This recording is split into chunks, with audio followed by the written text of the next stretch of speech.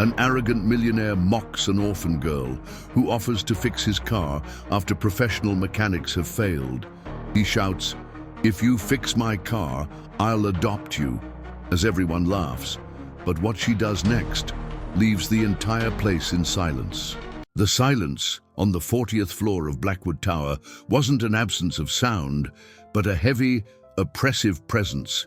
It was a silence built on fear, cemented by the solitary echo of Arthur Blackwood's Italian leather shoes on the polished white marble. On that Monday morning, a fine grey drizzle whipped against the panoramic windows of his office, transforming the city into a smear of blurred lights, a distant kingdom he observed but was not a part of. Inside that fortress of glass and steel, the climate was even colder. A young executive, pale and with hands that trembled slightly, had just presented the quarterly report. Arthur didn't even glance at the colorful graphs. His eyes, a blue so pale they looked like chips of ice, remained fixed on the young man's face, dissecting every bead of sweat on his forehead. He flipped through the document with calculated contempt, stopping on a single page. The only sound in the vast office was the rustle of high-grade paper. "Mediocre," he said, and the word cut through the air like a blade. "Your analysis has all the depth of a rain puddle. You've brought me obvious conclusions my housekeeper could have deduced while brewing my morning coffee." He tossed the report onto the massive mahogany desk. The dull thud made the young man flinch. "Get out of my office and tell your director that if he sends me another amateur, both of you will be washing this building's windows from the outside." The executive muttered a nearly inaudible apology and practically ran out, leaving behind a ripple of terror that spread across the floor. Arthur watched him go, a glint of cold satisfaction in his gaze. Weakness disgusted him. Emotion was a defect. Connection was a lie invented by the weak to lean on each other. He was a one-man empire, and that was exactly how he liked it. His empire, however, needed to be cleaned, and that was when the disturbance of his day began. A new hire for the cleaning crew, a woman with a tired face and simple clothes named Eleanor, had pleaded with the facilities manager. An emergency. The sitter had cancelled. There was no one else. Desperate not to lose her job on the first day, she asked the unthinkable, to bring her young daughter. The manager, a man who lived on the verge of a panic attack whenever he had to address the 40th floor, reluctantly agreed on the strict condition that the child remain invisible and inaudible. Arthur would have been unaware of this, were it not for a glimpse he caught from the corner of his eye. Through the glass that separated his sanctuary from the rest of the world, he saw Elena pushing a cleaning cart. Beside her, holding tightly to the cart's handle, walked a small figure bundled in a faded pink coat, a girl of perhaps 5, with large brown eyes that absorbed everything with a curiosity that did not belong in that sterile environment. He felt a pang of irritation. A child, here, in his domain. It was a splash of unpredictable color on his monochromatic canvas of order and control, a variable he couldn't calculate. He scowled, about to press the intercom to demand the immediate removal of this anomaly. But something stopped him. For a fleeting instant, the way the small hand clung to the cart, seeking safety, stirred a memory buried so deep he barely recognized it. A phantom sensation of a small hand holding his long ago. He shook his head, pushing away the unwelcome haze. It was irrelevant. He had an empire to run. He would ignore the intrusion. Elena began her work in the hallway, instructing her daughter in urgent whispers to stay quiet and touch nothing. The girl, Lila, nodded solemnly, but the world was too fascinating a place for a 5-year-old. While her mother cleaned the glass doors of an empty conference room, Lila's gaze wandered, and then she saw it. The office at the end of the hall, the glass box where the king sat on his throne. Her eyes widened. Without her mother noticing, she let go of the cart and took a step, then another, drawn by an unseen force. Arthur looked up from his papers, feeling a pair of eyes on him. There, standing in the doorway of his office, was the girl in the pink coat. She didn't look intimidated, merely curious. For a long moment, time on the 40th floor froze. The ruthless billionaire and the innocent child stared at each other across the threshold, two universes about to collide. And in that silence, Arthur Blackwood had the unnerving premonition that the walls he had spent a lifetime building were about to face their greatest test. The air on the 40th floor grew thin. The few employees who dared to peek over their cubicle walls felt a collective chill. They knew that look on Arthur Blackwood's face. It was the precursor to the storm, the silence before someone's professional annihilation. The girl, however, seemed immune to the atmospheric pressure. She took another step into the office, her small canvas shoes making an almost imperceptible sound on the marble. Her brown eyes weren't focused on Arthur, but on something behind him. Down the hall, Eleanor felt the cleaning cart become strangely light.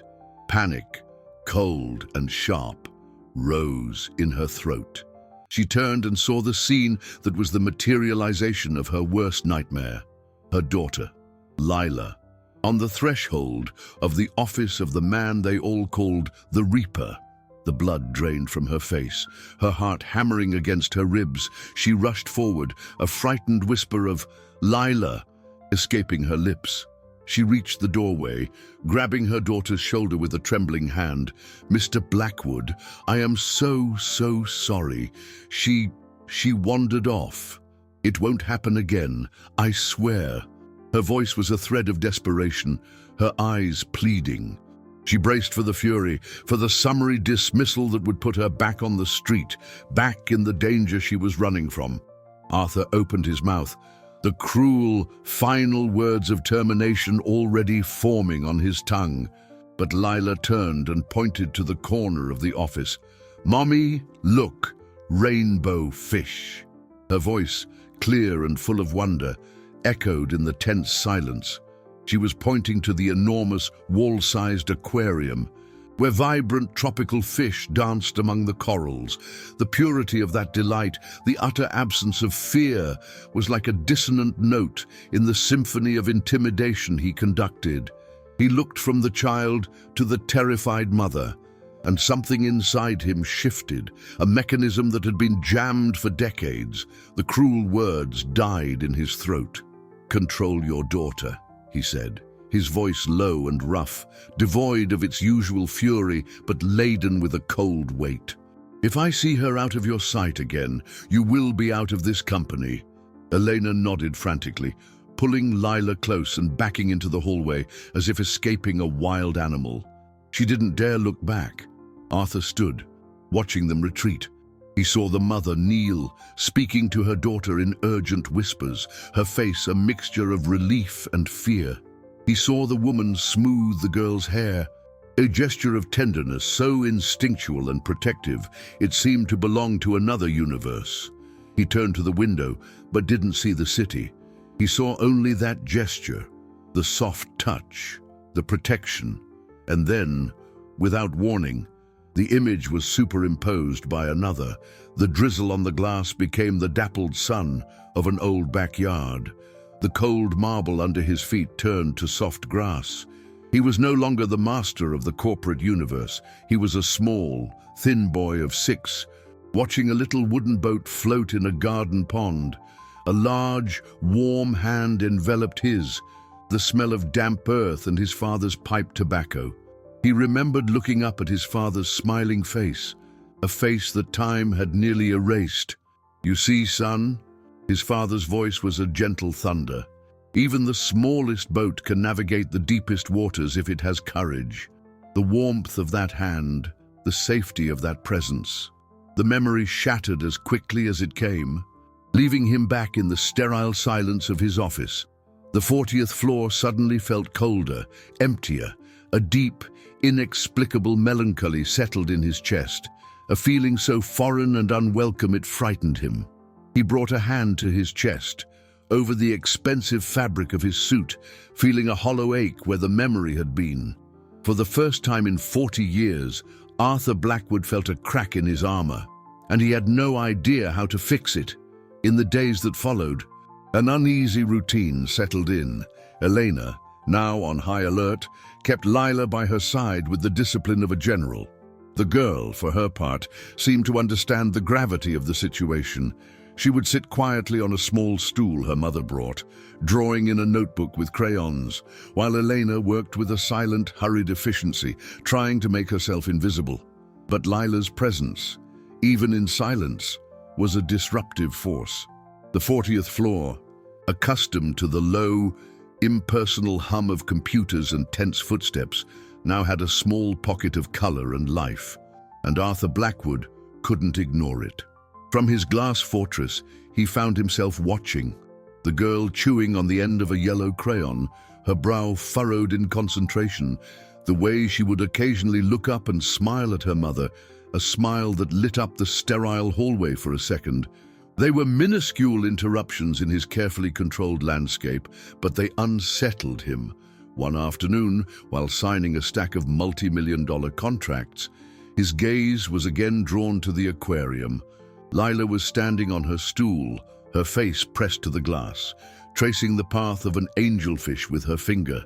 The scene was so absurdly domestic amidst the corporate brutality that it irritated him.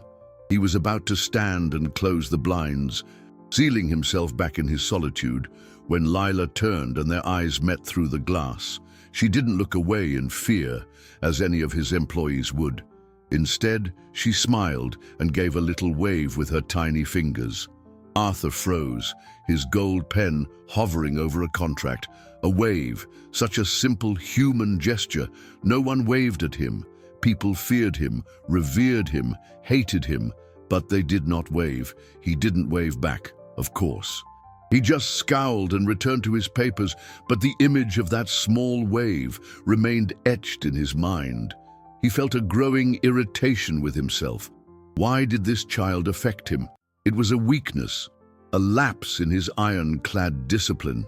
Later that day, during a conference call with the Tokyo branch, he noticed Elena cleaning the exterior glass of his office. Lila was sitting on the floor, playing with two erasers she was pretending were cars. Arthur turned up the volume on the call, trying to focus on the numbers, but the faint sound of Lila's giggle, muffled by the glass, seeped into his consciousness. It was a sound he hadn't heard in so long he almost didn't recognize it. He ended the call abruptly, claiming a bad connection. The silence that followed was filled with a void he hadn't known existed. It was then that he noticed something else. The atmosphere on the floor was changing, subtly. People seemed less tense. He saw his secretary, Mrs. Gable, a woman who had worked for him for 15 years and had never shown any emotion beyond terrified efficiency, pause near Elena. She bent down and offered Lila a cookie from her own snack. Elena froze in fear, but Mrs. Gable just gave the girl a small, rusty smile and walked away. Later, he saw two market analysts, men who competed fiercely for his approval, stop arguing over projections to watch Lila try to balance a crayon on her nose. For a moment, they weren't rivals, just two men sharing a moment of quiet amusement. The child was becoming a catalyst, a focal point for a humanity he had worked hard to eradicate from his environment. Her mere presence was undoing his life's work. He felt like a king whose ice castle was beginning to melt under the heat of an unexpected sun. By the end of the week, the tension reached a new level. Arthur was on his way to a board meeting when he heard hushed voices in the hallway. "Did you see?" He almost smiled when the little girl dropped her crayons. "I heard he hasn't yelled at anyone all day." "Do you think he's sick?" The rumors hit him like tiny barbs. Humanization.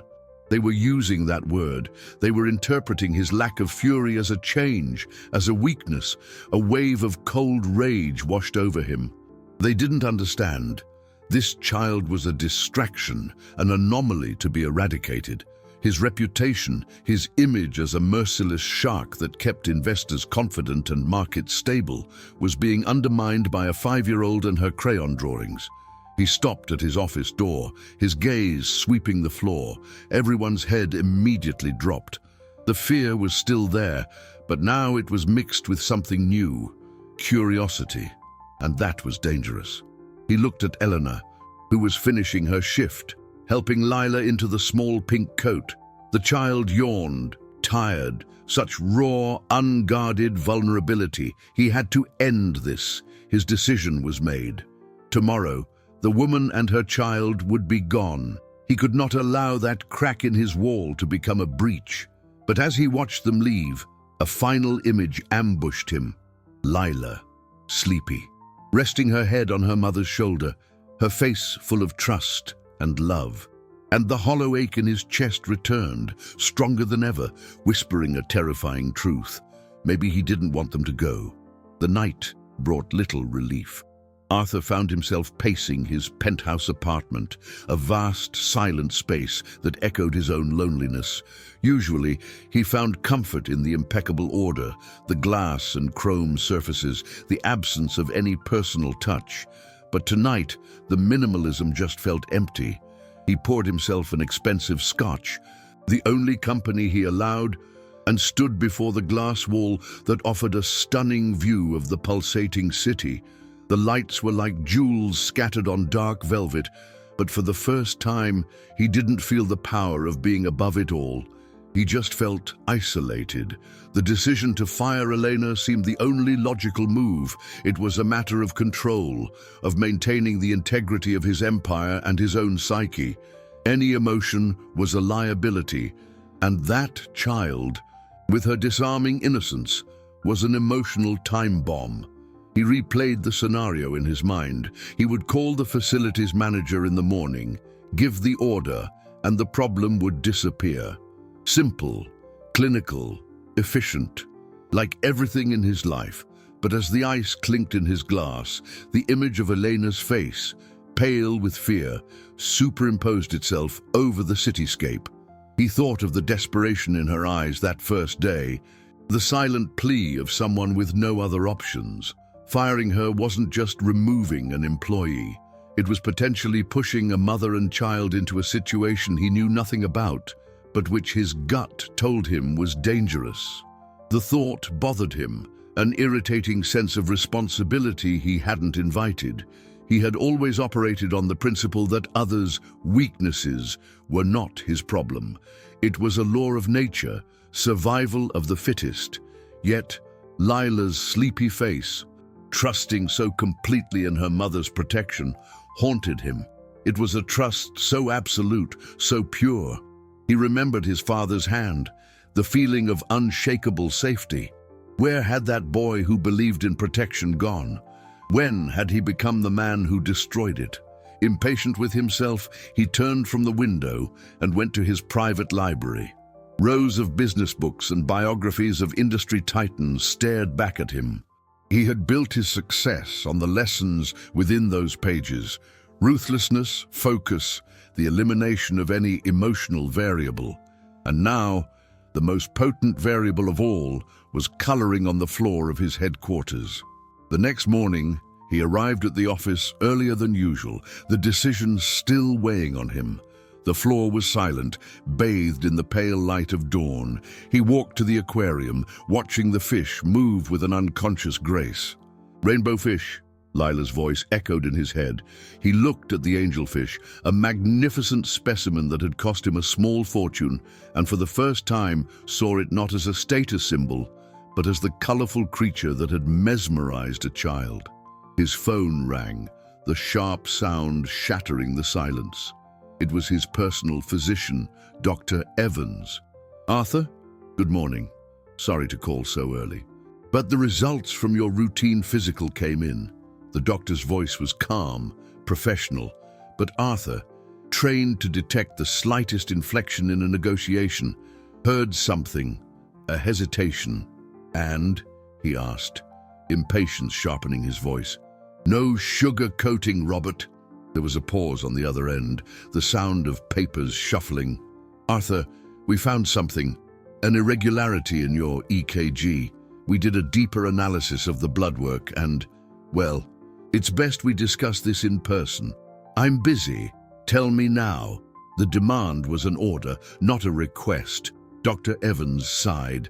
"Arthur, your troponin levels are elevated, and there are signs of dilated cardiomyopathy. In layman's terms, your heart muscle is weakening and isn't pumping blood efficiently. It's a serious condition, progressive." Arthur felt the phone grow heavy in his hand.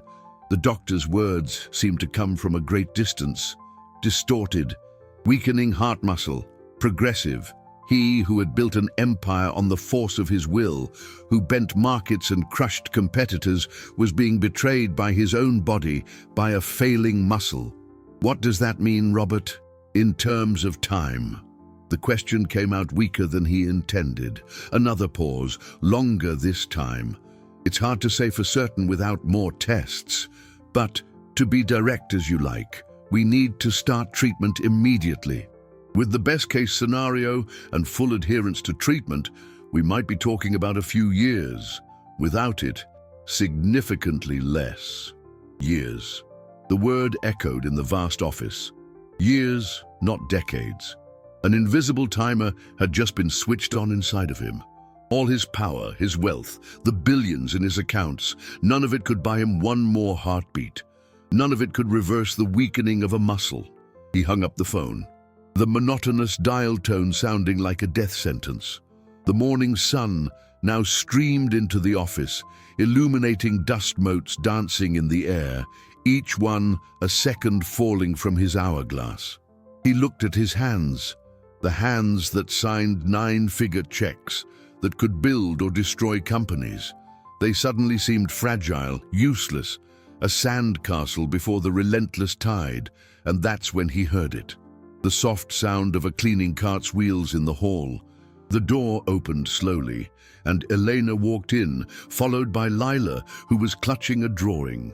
Life, in its simplest, most resilient form, had just entered his glass mausoleum.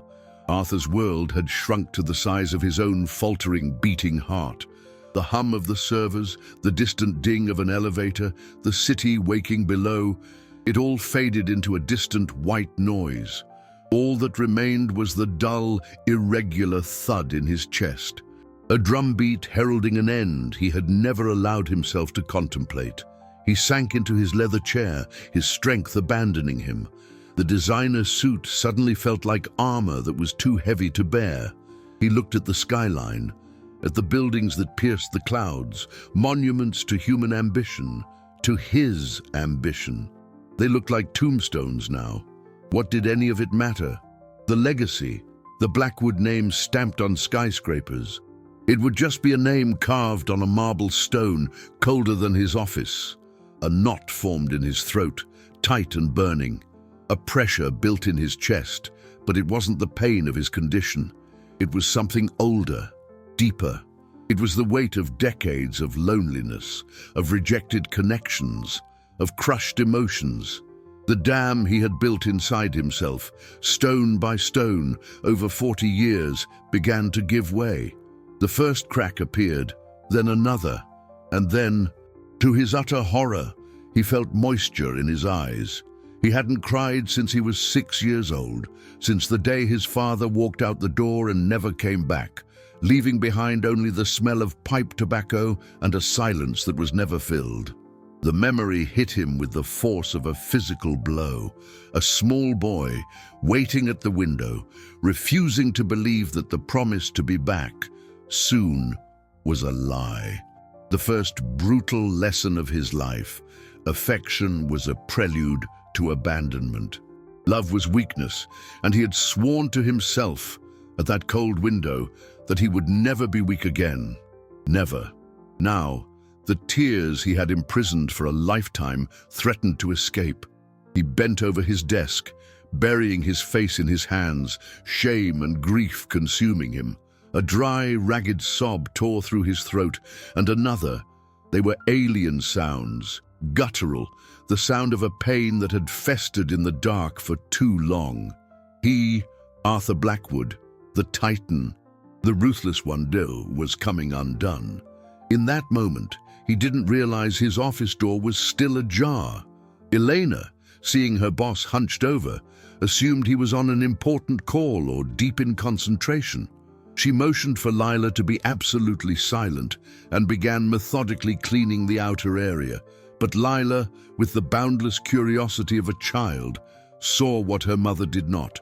She saw the big, scary man's shoulders shaking. She heard the strange, choked sounds. In her 5-year-old world, things were simple. When someone made those sounds, it meant they were hurting. And when someone was hurting, you helped them. Letting go of her mother's hand, she crept toward the office door, moving with the stealth that life had taught her. She paused at the threshold, her head tilted. The man looked so different now.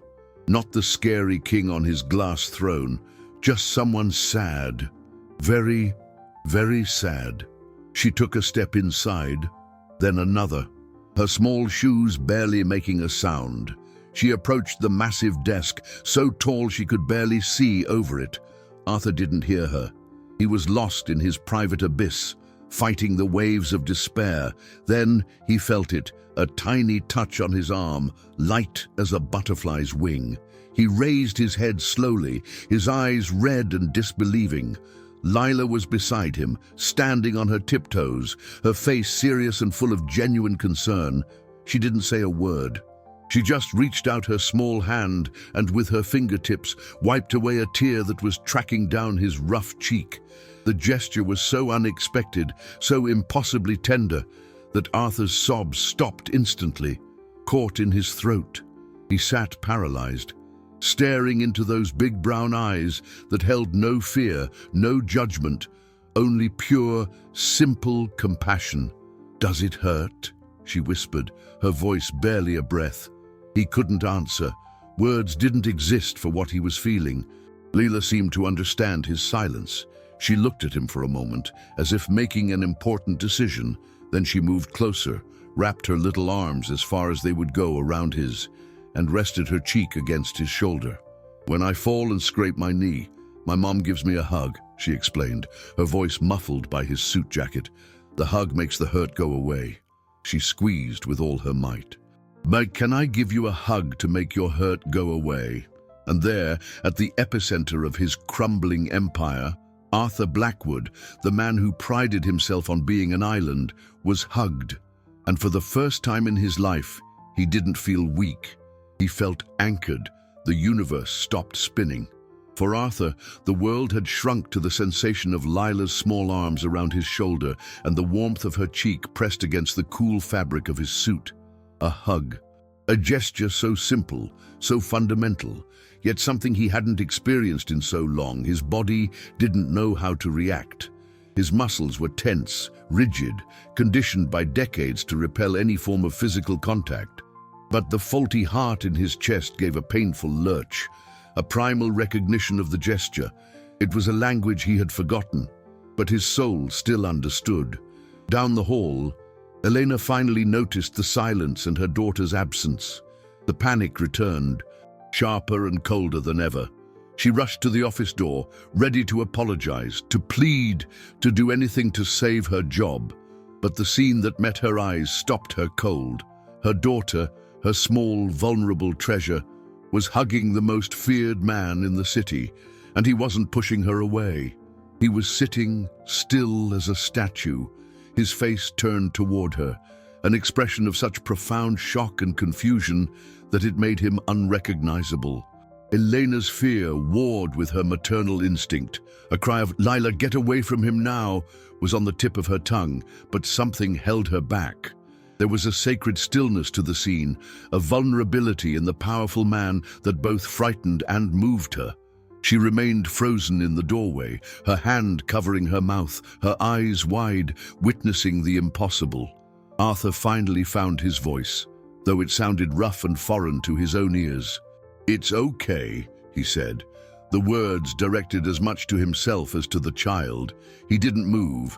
He didn't dare. He was afraid the slightest motion might break the spell, might scare this tiny creature back to safety and leave him on his cold island again.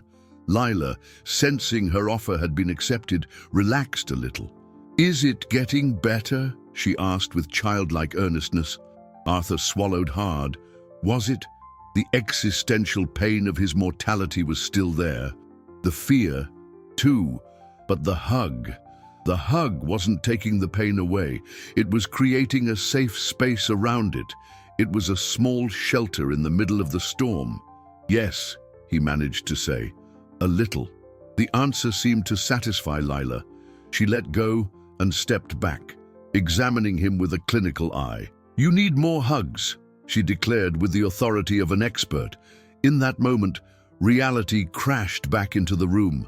Elena, recovering from her shock, rushed forward, grabbing Lila by the hand. "Sir, I'm sorry, please. I'm so sorry. She doesn't understand." The panic in her voice was palpable. She started pulling Lila away, her face a mask of terror. The sight of that extreme fear in Eleanor triggered something in Arthur. It was disproportionate, even for him. He'd seen fear in his employees before, but this was different. This was a visceral terror, the kind of fear of someone who expects their world to collapse at any second. He stood up, and Elena instinctively recoiled, pulling Lila behind her. The protective gesture was fierce, animalistic, and revealing. "Wait," Arthur said, his voice softer than he'd intended. "She's done nothing wrong." Elena stared at him, incredulous. The words didn't make sense. In her experience, a transgression like this, a violation of a powerful man's personal space, always ended badly. Always. "Sir, I can pack my things." "I understand." She was bracing for the blow, for the loss of the only sanctuary she had found. Losing this job meant going back to the car, to sleepless nights, to constantly looking over her shoulder, hoping the shadows of her past wouldn't find her. It meant returning to the reach of the man she had fled, a man whose hugs didn't heal, but broke. "I didn't tell you to pack your things," Arthur said, his mind working furiously. The vulnerability he had just felt. Elena's fear, Lila's compassion. It was all mixing into an emotional equation he couldn't solve. "Just go back to work." Elena blinked, confused. "Sir, go back to work," he repeated more firmly. "And bring the girl here." Elena froze. The order was incomprehensible. "Sir?" "The aquarium," Arthur said, pointing. "She likes the fish. She can watch them from here, where I can see her." The logic behind his own decision was hazy, but the instinct was clear. He couldn't let this small source of warmth out of his sight. Not now. Elena, in a state of shock, slowly guided Lila to the aquarium. The girl, delighted by this turn of events, immediately pressed her face to the glass, mesmerized. Arthur sat down again, trying to process what had just happened.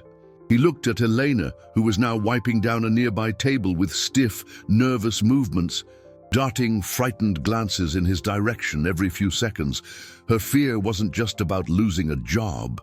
It was deeper, darker, and he realized with an uncomfortable clarity that in trying to control his small universe, he had become the very kind of figure people like Elena spent their lives trying to avoid, an unpredictable, powerful man on whose mood their survival depended. The irony was crushing. Meanwhile, unknown to anyone on the 40th floor, news of Arthur's diagnosis was beginning to leak. An assistant saw the name of Dr. Evans, a noted cardiologist, on the call log. Another, delivering documents to Arthur's desk while he was distracted by the scene with Lila, glimpsed an email from the doctor's office left open on the screen, with words like prognosis and cardiomyopathy. The pieces began to fit. Whispers spread through the company's back channels, faster and more efficient than any official memo. The Titan was wounded, the shark was bleeding, and in the corporate world, blood in the water attracted predators. Arthur Blackwood's wall had been breached from within by his own heart, and from without by a 5-year-old's hug. And now, the cracks were spreading, threatening to bring down everything he had built. The atmosphere on the 40th floor transformed into an emotional minefield. On the surface, everything appeared normal. Keyboards clicked. Phones chimed discreetly. People moved with purpose. But beneath the polished veneer, a current of uncertainty and fear ran rampant. The whispers about Arthur Blackwood's health morphed into rumors, and the rumors into feverish speculation about the company's future. Who would take over? Would the stock plummet? Would there be mass layoffs? Every glance Arthur received was now laden with a new intensity, a mixture of pity, fear, and opportunism. He could feel their eyes on his back, analyzing him for signs of weakness. The irony was cruel.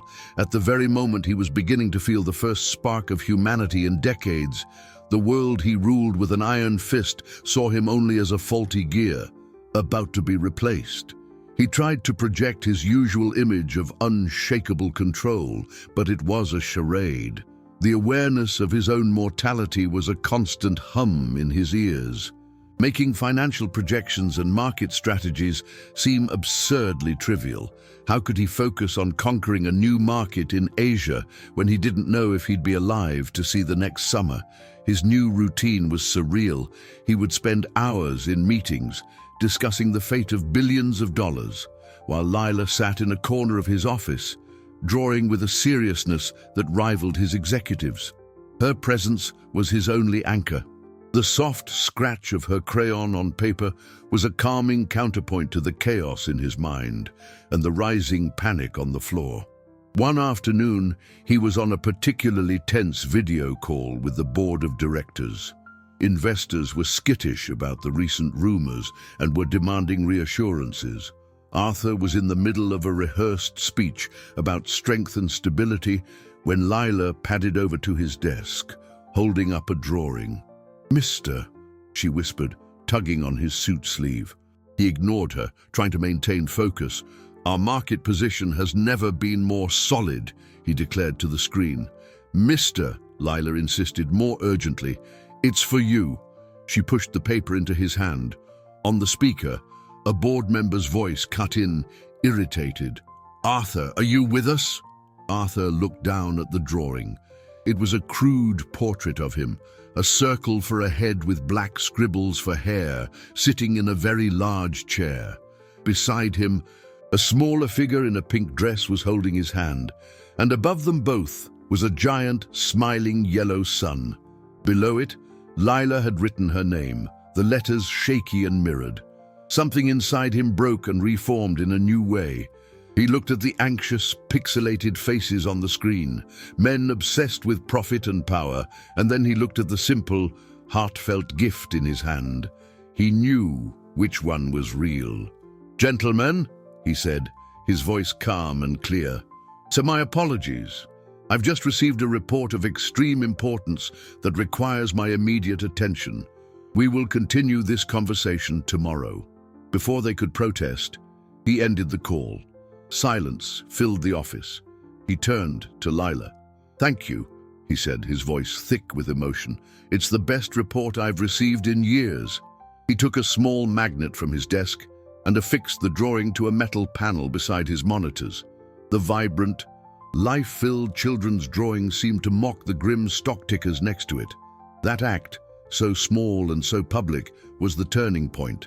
Mrs. Gable, who came in to deliver the mail, stopped in the doorway, her eyes fixed on the drawing. She looked from Arthur to Lila, and for the first time in 15 years, her face softened into a genuine, warm smile.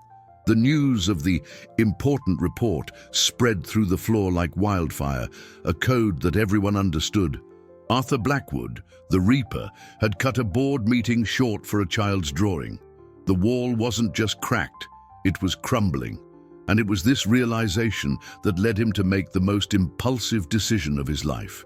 At the end of the day, as Elena was packing up Lila's things, he approached them. Elena immediately tensed, expecting the storm she felt had been brewing. "Mrs." he started, and realized he didn't even know her last name. "Elena. Elena Vargas." "Mrs. Vargas," he said, feeling oddly formal, "I would like to invite you and Lila to my home for tea on Saturday." The proposition hung in the air, so absurd that Elena blinked, certain she had misheard. Tea at his home? The panic in her eyes was so intense that Arthur rushed to explain clumsily, "It's a large apartment. Empty. Lila could see the city view from higher up." Elena just stared at him, her mind racing. Trying to find the trap, the hidden agenda? Men like him didn't extend invitations out of kindness. There was always a price. I don't know, sir. We have... Please, he interrupted. And the use of that word, so rare in his vocabulary, shocked him as much as it did her. "I insist." At that moment, his longtime housekeeper, Mrs. Peterson, called to confirm his dinner plans. He answered, his eyes still on Eleanor. "Martha, cancel my dinner on Saturday. I'll be having guests for afternoon tea, a lady and her daughter." There was a silence so profound on the other end that Arthur thought the call had dropped. Then Martha's trembling voice came through. "Guests, sir? A child?" "Yes, Martha. Prepare the gingerbread cookies, the ones you used to make a long time ago." He hung up, the decision made. He turned back to Elena, who still looked like a deer caught in headlights. He didn't know why he was doing this. He only knew that, with his time running out, the loneliness of his penthouse felt like a worse death sentence than his diagnosis. He needed that smiling yellow sun in his life, and he was willing to break every one of his rules to keep it close, if only for an afternoon. Saturday arrived with a clear, cold light, typical of autumn. Arthur spent the morning in a state of anxiety he hadn't felt since his first hostile takeover decades ago. He paced his vast apartment, adjusting cushions that were never used, straightening pictures he never looked at. The space, which had always seemed to him the pinnacle of luxury and power, now felt sterile and unwelcoming, cold. It lacked life. Mrs. Peterson, his housekeeper, moved through the kitchen with a look of ill-concealed astonishment. In 20 years of service, the only person Arthur had ever hosted was his lawyer, and even then, only in the study. Now she was baking star-shaped gingerbread cookies and setting out a tea service for 3. The third cup, smaller and patterned with flowers, she'd retrieved from the back of a cupboard where she kept relics from a previous life, a life before working for the reclusive Mr. Blackwood. When the doorbell rang, promptly at 3 o'clock, Arthur's heart gave an uncomfortable jolt. He went to the door himself, an act so unprecedented that Mrs. Peterson nearly dropped a tray of sandwiches. Eleanor stood outside, looking impossibly out of place in her best dress, a simple but immaculately clean garment. Lila hid partly behind her, clutching a worn stuffed rabbit. Her large brown eyes surveyed Arthur with childlike solemnity. "Welcome," Arthur said, the word feeling foreign in his own mouth. "Please, come in." He led them into the living room, a space the size of a small apartment with floor-to-ceiling windows that offered a breathtaking panoramic view of the city. Lila let out a small "wow" and ran to the glass, pressing her hands and face against the cool surface, watching the cars that looked like toys far below. Elena remained near the door, tense, as if awaiting an order. "Please sit, Mrs. Vargas," Arthur said, gesturing to one of the white sofas. The initial conversation was stilted. Arthur tried to ask questions, but his repertoire was limited to business, a clearly unsuitable topic. Elena answered in monosyllables, her eyes constantly darting to Lila, ensuring she didn't touch anything expensive. It was Lila, as always, who broke the ice. "Do you live here all by yourself?" she asked, turning from the glass, the question direct and unvarnished. "Yes," Arthur replied. "Ah, it's too big for one person," she observed with flawless childhood logic. "Don't you get scared in the dark?" The question took him by surprise. Fear. He would never admit it, but the truth was the nights had been growing longer. "Sometimes," he admitted, and the honesty in his own voice startled him. Mrs. Peterson came in with the tea, and the sight of the star-shaped cookies made Lila's eyes light up. As they ate, some of Elena's tension began to dissipate.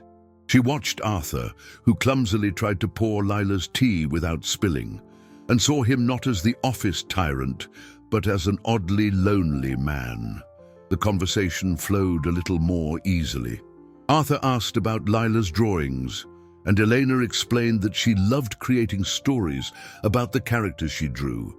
He found himself fascinated, listening to the adventures of a rabbit astronaut and a lion who was afraid of mice. It was a universe so removed from his balance sheets and profit projections that it felt like magic. At one point, Lila choked slightly on a piece of cookie.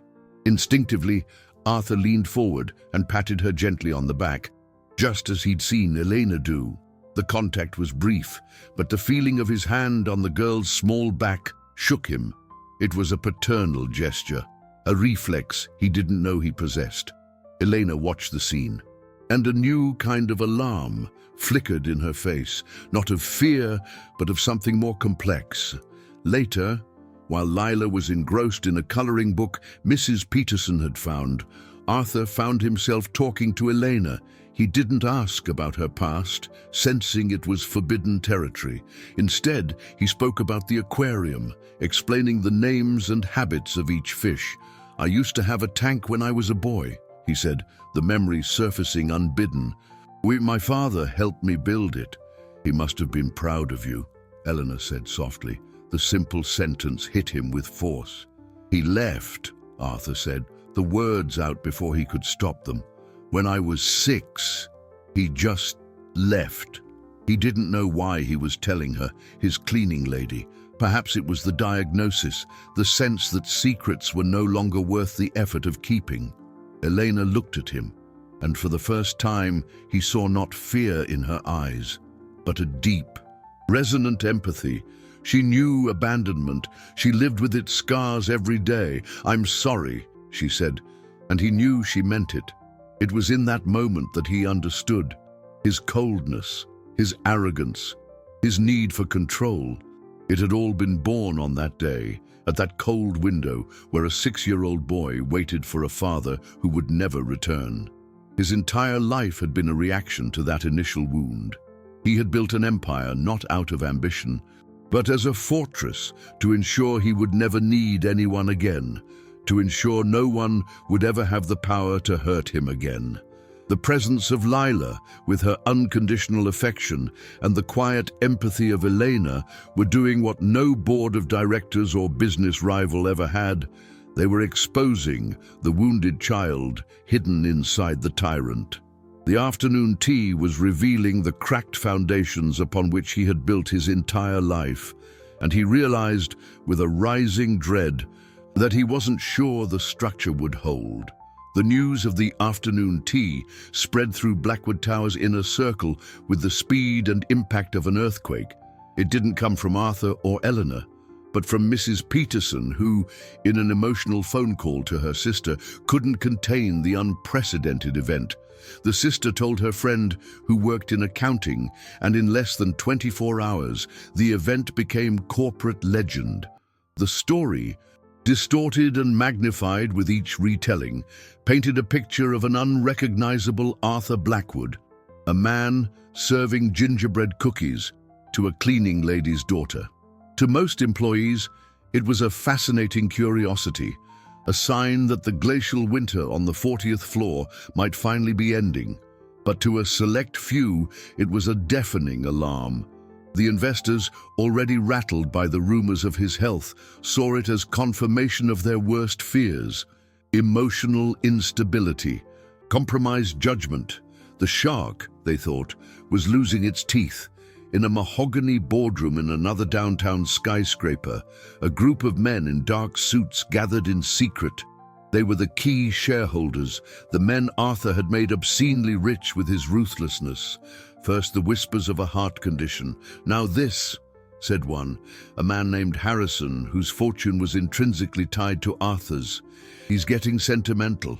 A sentimental leader is a weak leader. Our portfolios can't afford his late-life crisis." They agreed to act.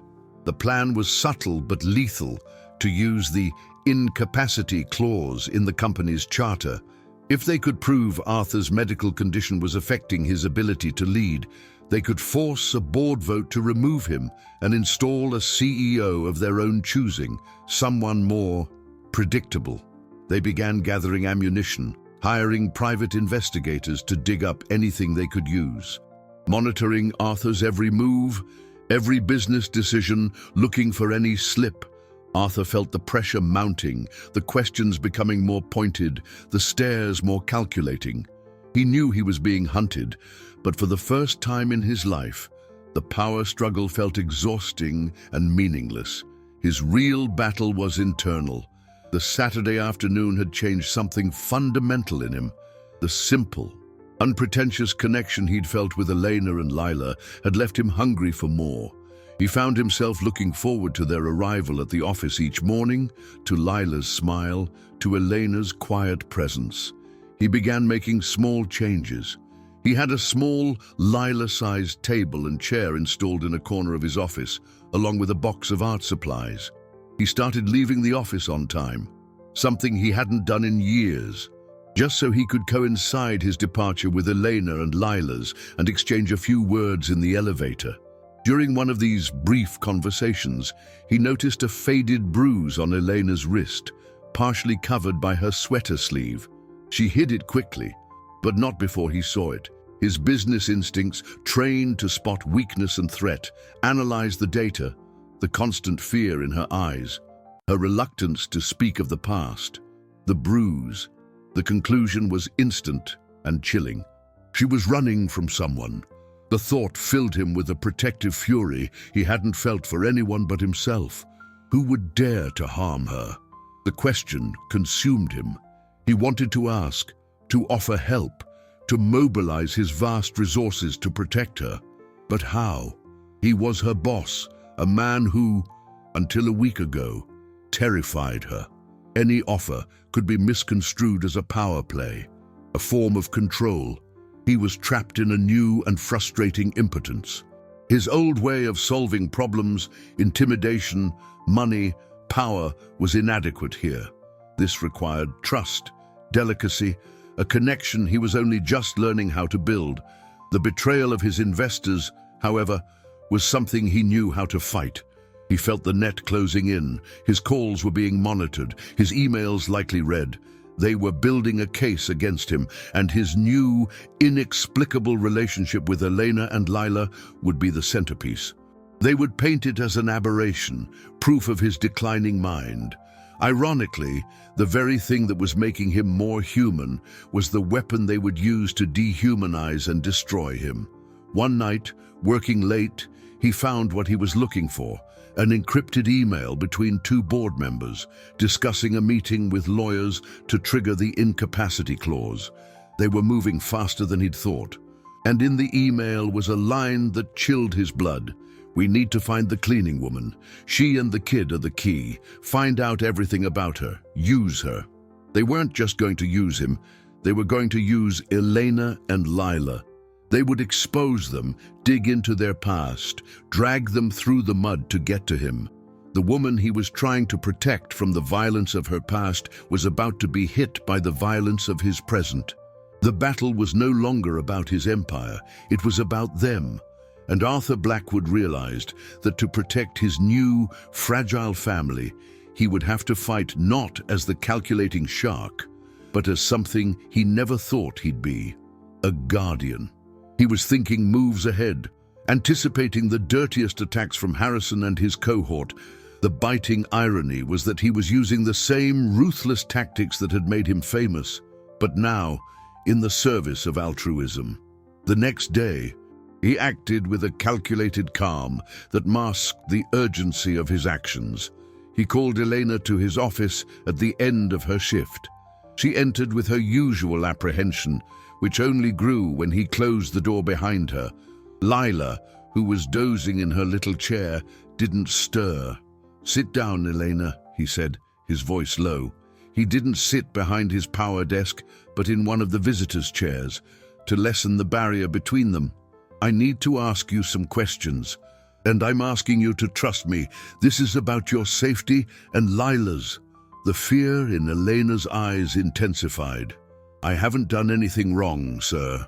I know, he reassured her. You've done nothing, but you and Lila have been dragged into a dangerous situation because of me. There are people who want to hurt me, who believe they can use you to get to me. He paused, choosing his words carefully. They are going to dig into your life, Elena. They will look for anything they can use, and I need to know what they might find. All the color drained from Elena's face. The threat of her past being unearthed was her greatest terror. She shook her head, tears welling in her eyes. Please. No, I'm not here to judge, Arthur said, his voice softer than he had ever used. I am here to protect. But I can't fight an enemy I don't know. You're running from someone, aren't you? Elena's sob was the only answer he needed. She covered her face with her hands, her shoulders shaking. Years of fear and repression came flooding out. Arthur waited, giving her the space she needed. Finally, through tears, the story emerged. A torrential outpouring of pain. An ex-partner, Marco, charming at first, but possessive and controlling. The control turned to verbal abuse, then physical. She tried to leave several times, but he always found her.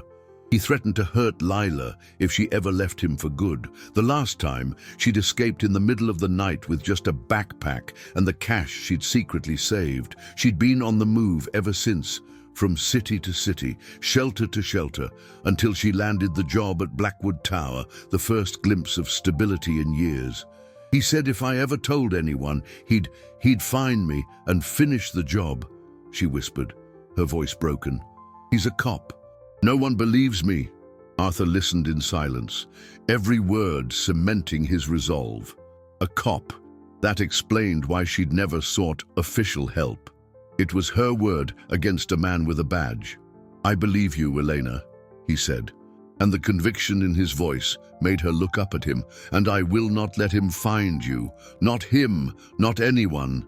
That night, Arthur made a call to a man he hadn't contacted in years, the head of one of the world's most discreet and effective private intelligence firms, a man who owed him a significant favor.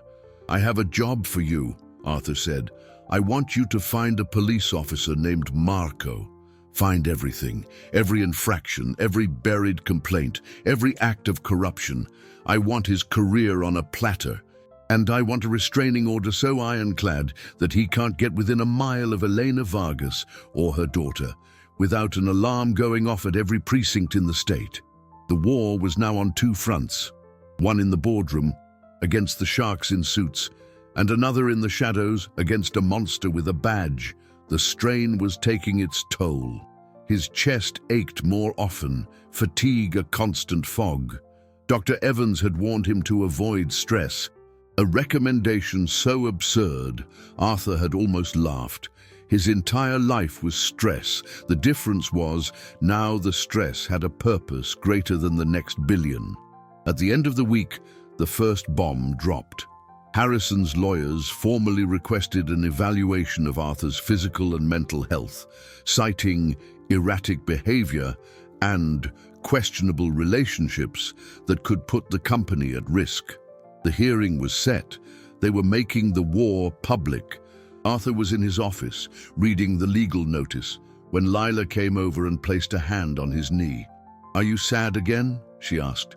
Arthur looked down at her, at the innocence he was fighting to protect, and felt a surge of strength. No, he said, placing his hand over hers. I'm getting ready for a fight. Lila tilted her head. My mom says fights aren't good. Some are. Little one, he answered, looking over at Eleanor, who watched from the doorway with a new expression in her eyes. No longer fear, but a fragile, growing trust. Some fights are for protecting the people we love. The word love hung in the air, surprising everyone in the room, most of all himself. The legal notice marked the start of a countdown. The board hearing was set for 2 weeks out, a short time frame designed to catch Arthur off guard. Harrison and his group leaked information to the financial press, painting a picture of an unstable leader whose obsession with a low-level employee and her daughter was a symptom of a deeper mental decline. The Blackwood name, once synonymous with power and acuity, was now associated with gossip and humiliating speculation. The 40th floor became a stage.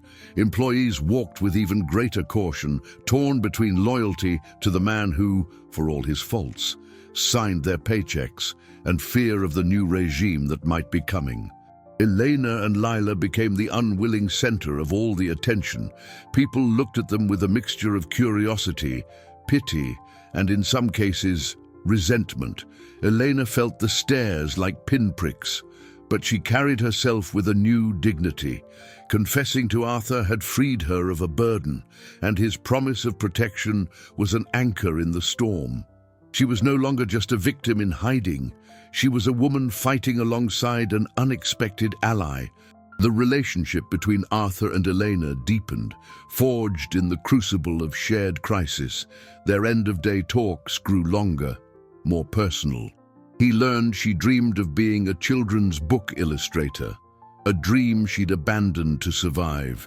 She learned he loved classical music and that, as a boy, he had wanted to be an astronomer. They were fragments of lives that never were, shared in the glass sanctuary above the city. Lila, oblivious to the corporate war swirling around her, continued to be the light in the grim environment. She brought Arthur her drawings, told him stories, and occasionally, when she saw him looking grim with a hand on his chest, she would simply sit beside him in silence, her small presence a calming balm. One afternoon, as Arthur was reviewing documents with his lawyers, preparing for the hearing, he felt a sharp, searing pain in his chest. Stronger than anything he'd ever felt, the air was sucked from his lungs and the office began to spin. He tried to stand, but his legs gave out. He collapsed to his knees, gasping, his vision blackening at the edges. His lawyers panicked, one shouting to call 911, but it was Elena who acted first. She rushed to his side, her face pale with fear, but her eyes focused. She loosened his tie, speaking with a calm she didn't feel. "Arthur, breathe deep, slowly. Look at me, breathe with me." Lila, seeing the scene, began to cry, frightened. Elena glanced at her daughter for a second, her heart breaking, but turned her focus back to Arthur. "You're okay, it's going to be okay." Arthur gripped her arm, the only solid thing in a dissolving world. He focused on her voice, her touch, using them as a beacon to navigate back from the darkness. Slowly, the pain began to recede, pulling back to a dull throb. His breath returned, ragged but present. By the time the paramedics arrived, he was sitting up, leaning against a chair, pale and sweating, but conscious. Dr. Evans met them at the hospital. The verdict was stark. It was a major cardiac event, a final warning. The stress was literally killing him. "You have to step away, Arthur," the doctor said, his voice grave. "Give up the fight. Your life is worth more than any company."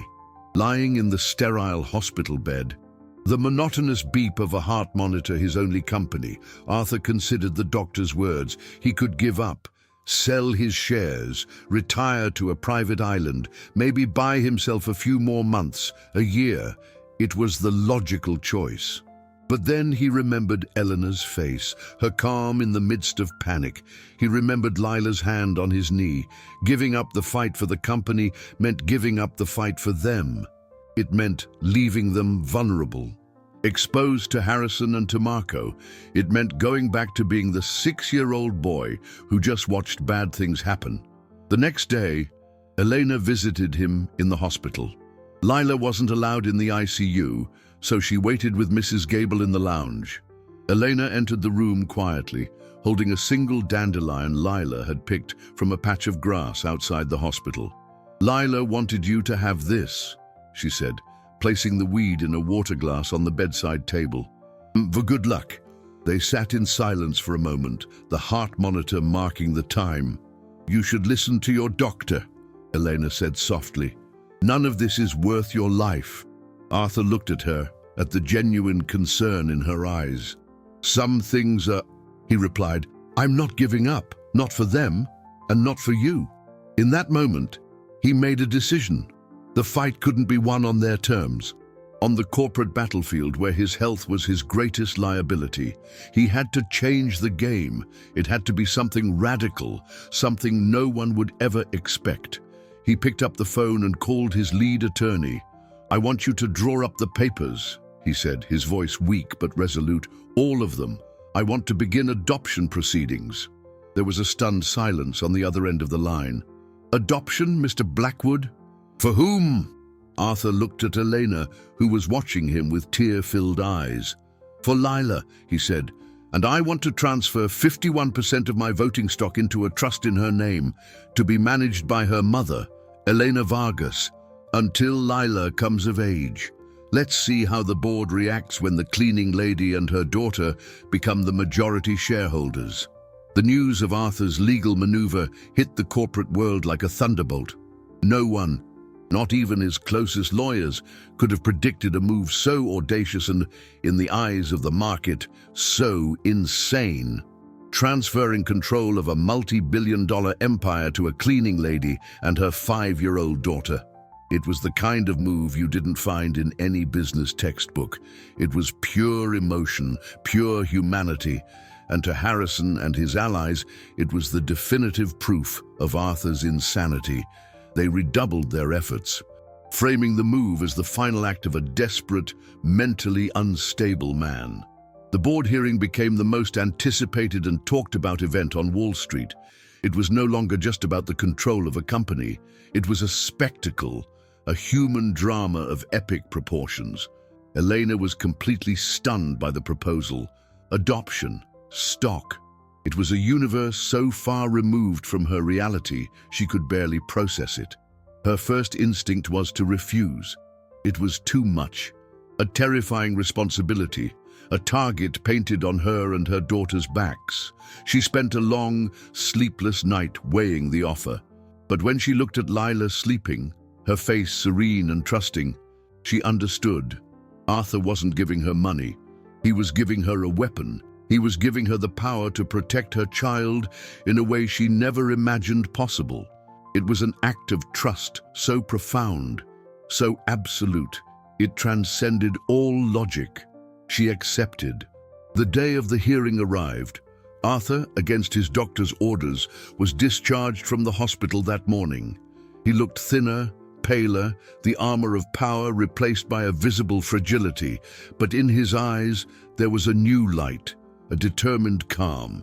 He didn't walk into the boardroom like a shark ready to attack, but like a man with nothing to lose and everything to fight for. Elena was by his side, not behind him, but beside him. She wore a simple pantsuit that Mrs. Gable had helped her buy.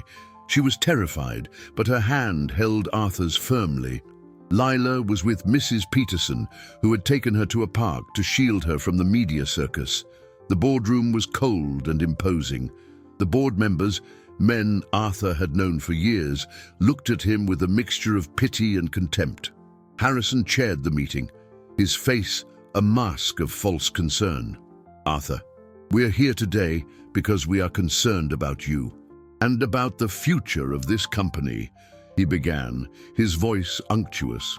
"Your recent behavior, your decisions, have forced us to take this drastic step." Harrison's lawyers presented their case, detailing Arthur's declining health, his erratic behavior, and culminating in what they called the delusional transfer of control to Mrs. Vargas. They painted her as a manipulative opportunist who had taken advantage of a sick man. When it was Arthur's turn to speak, a tense silence fell over the room. He didn't rise. He remained seated, Elena's hand still in his. "You speak of erratic behavior," he began, his voice quiet but resonating with authority. "Let me tell you what is truly erratic. Is it erratic to build an empire and realize, at the end of it all, you have no one to share it with? Is it erratic to look at a child and see the purity and goodness this business makes us forget? Is it erratic to want to protect the only people who have shown you genuine compassion in decades?" He looked at each board member, one by one. "You accuse me of being emotional. Yes, I am. My heart is literally failing. And that failure has taught me more in 8 weeks than all of my successes did in 40 years. It taught me that true value isn't on a balance sheet, but in human connection. It taught me that real strength isn't in intimidating the weak, but in protecting them. He turned to Elena. This woman is not an opportunist. She is the bravest person I have ever met. She has faced hardships that would make most of you crumble, and she has done it with grace and a fierce dedication to her daughter. Transferring control to her was not an act of insanity.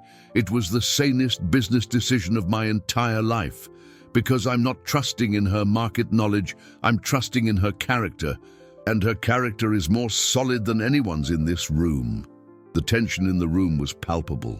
Arthur's words, so raw and honest, had disarmed the corporate narrative. But Harrison wasn't ready to concede.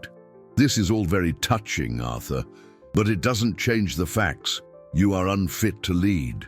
And then the boardroom door opened. The head of Arthur's private intelligence firm walked in, followed by 2 uniformed police officers. He placed a thick folder on the table in front of Harrison. "Gentlemen, apologies for the interruption," the investigator said, "but we have a warrant for the arrest of Officer Marco Torres on charges of domestic abuse, stalking, and corruption. The evidence was provided anonymously, but it is irrefutable." He then turned to the board. "We also uncovered, in our investigation, a conspiracy to manipulate the stock price of Blackwood Tower, led by certain members of this board, in anticipation of a hostile takeover following Mr. Blackwood's forced removal." The faces of Harrison and his allies turned white as sheets. The room erupted into chaos. In the midst of it all, Arthur looked at Elena. Tears were streaming freely down her face, but for the first time, they were not tears of fear or pain. They were tears of relief, of liberation. The war was won, but Arthur's final battle, the one inside his own chest, was just beginning. He felt a familiar pang of pain, a tightening. He squeezed Elena's hand, a silent alarm passing between them. He had won the fight for them, but the price might be his own life. The aftermath of the board meeting was swift and decisive. Harrison and his accomplices were forced to resign in disgrace, facing SEC investigations. The news of Marco's arrest spread, and other victims, emboldened by the fall of a man who seemed untouchable, began to come forward. His reign of terror was over. For Elena, it felt like waking from a nightmare that had lasted for years. The freedom was a light so bright it almost hurt. She was still Elena Vargas, Lila's mother, but now she was also the guardian of the Blackwood Empire. The responsibility was immense, but the fear that had paralyzed her for so long was gone, replaced by a strength she didn't know she possessed. But the victory came at a cost. The strain of the hearing was too much for Arthur's heart. The tightening in his chest intensified, and he was rushed back to the hospital, this time in critical condition. He was conscious but weak, life draining from him with every irregular beat of his heart. Dr. Evans was blunt. "Arthur, there's nothing more we can do here. Your heart is too damaged. The only option is a transplant." The word hung in the air, a final, unlikely thread of hope. "The waiting list is long," the doctor continued. "At your age, and with the severity of your condition, the chances are slim." Arthur received the news with a calm that surprised everyone. He had made his peace with his mortality. He had won the fight that mattered. He had secured the safety and future of Eleanor and Lila.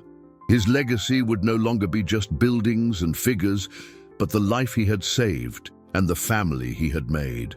If his time was up now, he would leave a much richer man than he had ever been. Elena refused to accept the verdict. She spent days and nights at the hospital, researching, making calls, using the newfound leverage of the Blackwood name. She became a force of nature, driven by a gratitude and affection that had deepened into love. She couldn't bear the thought of losing the man who had given her not only safety, but faith in human kindness. She and Mrs. Gable took turns watching Lila, explaining that Arthur was resting to get strong. Lila made drawings for him every day, which Elena taped to the walls of his hospital room, transforming the sterile space into a gallery of smiling suns and stick figure families holding hands. Arthur, in his lucid moments, would watch Elena, marveling at her strength. The timid, frightened woman had transformed into a leader, a defender. She was taking charge, making decisions, proving his trust had not been misplaced. He saw the future of the company and of his new family, safe in her hands. One night, as she sat by his bed holding his hand, he opened his eyes. "Elena," he whispered, "you don't have to do this. I'm at peace." "I have to," she answered, her eyes full of tears. "You fought for us. Now it's our turn to fight for you." And then the miracle happened. In the middle of the night, the call came. A compatible heart had become available. A tragic accident, a young life lost, but a gift of hope for Arthur. The surgery was long and fraught with risk. Elena, Mrs. Peterson, and Mrs. Gable waited together in the lounge, an unlikely family bound by worry. Lila slept in Elena's lap, oblivious to the life and death drama unfolding just feet away. At dawn, the surgeon appeared, his face tired but his eyes bright. The surgery was a success. The new heart is beating strong. Now, it's up to him. The following weeks were a slow, difficult recovery. Arthur had to relearn how to live in a body that wasn't constantly betraying him. Eleanor was by his side every step of the way, encouraging him, caring for him. Managing the Blackwood empire from her laptop in his hospital room, he watched her in awe, realizing the woman he had fallen in love with was even more extraordinary than he'd imagined. When he was finally discharged, he didn't go back to his cold, lonely penthouse. Eleanor took him to a house she had rented in the suburbs, a house with a backyard and a swing hanging from a large oak tree. It was a home, not a fortress. Mrs. Peterson moved into a guest room, declaring she wasn't about to leave and her boys on their own. Mrs. Gable came for dinner 3 times a week. The transition of power at Blackwood Tower was seamless.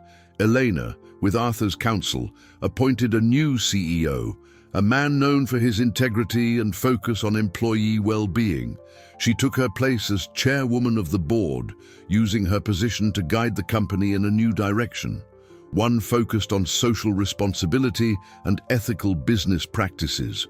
The conflicts had been resolved, not just externally but internally. Arthur, with his new heart, was learning to live with an open one. Elena, free from her past, was learning to embrace her future. And Lila had what every child deserves: a safe home, a happy mother, and a father who adored her. 6 months later, the golden late afternoon light spilled across a lush suburban backyard, a world away from the 40th floor of Blackwood Tower. The air smelled not of polished marble and ambition, but of fresh-cut grass, and the roses Mrs. Peterson now tended with a fierce passion. The only businesslike sound was the buzz of a lazy bumblebee. Arthur Blackwood, dressed not in a designer suit, but in a soft cotton shirt and comfortable slacks, sat on the back porch. In his chest, a new, strong heart beat a steady, grateful rhythm. He watched Elena, who was sitting on a picnic blanket, not reviewing corporate reports, but sketching in a large notepad. She was illustrating her first children's story, a tale about a frightened angelfish who learns to be brave with the help of a tiny starfish. Lila's clear laugh echoed across the yard as she tried to teach a visiting Mrs. Gable the secrets of jumping rope, a task that left the former secretary breathless and giggling in a way she hadn't in years. Arthur's old office, the epicenter of fear, had been transformed. Under Elena's direction, the cold, minimalist space was now a daycare and wellness center for Blackwood Tower employees, a vibrant symbol of the company's new philosophy. The great aquarium had been carefully moved to the building's lobby, where it now delighted dozens of children every day, instead of serving as one man's silent reminder of his solitude. The skyscraper that once symbolized Arthur's isolation was now a beacon of innovation and humanity in the corporate world, proving that success built on compassion was not only possible, but more sustainable. Arthur looked down at a large piece of paper on his lap. It was the blueprints for a treehouse he and Lila were designing. It was the most important project of his life. Every plank, every nail, was a promise fulfilled to the 6-year-old boy he had once been. The boy who had lost his father before they could build anything together. He was no longer building an empire to protect himself from the world. He was building a small wooden refuge to protect a child's joy. Elena looked up from her sketchbook and smiled at him, a smile that held an entire universe of understanding, love, and shared history. In that look, he saw his redemption. He realized his true legacy was not etched in steel and glass, but in the laughter in this yard, in the pages of Elena's book, in the safety in Lila's eyes. He had spent his life accumulating wealth, believing power would shield him from the pain of abandonment. But he had discovered a much deeper truth. The only real shield against loneliness is connection. Real strength lies not in building walls, but in having the courage to tear them down. Lila, tired of jumping rope, ran to him, her knees grass-stained and her face beaming. She climbed into his lap without hesitation, wrapping her small arms around his neck in a familiar, comforting hug. "I love you, Daddy," she whispered in his ear. Arthur hugged her back, feeling the warmth of the sun on his back and the steady pulse of his new heart. He finally understood that first hug, which he had feared as a sign of weakness, had not been the beginning of his end, but the start of his true life. The greatest wealth wasn't in his bank accounts, but in the courage to accept a love he didn't have to earn, only receive. True power was in protecting the vulnerable, not exploiting them. And family, real family, isn't the one we're born into, but the one we have the courage to choose and build, one hug at a time.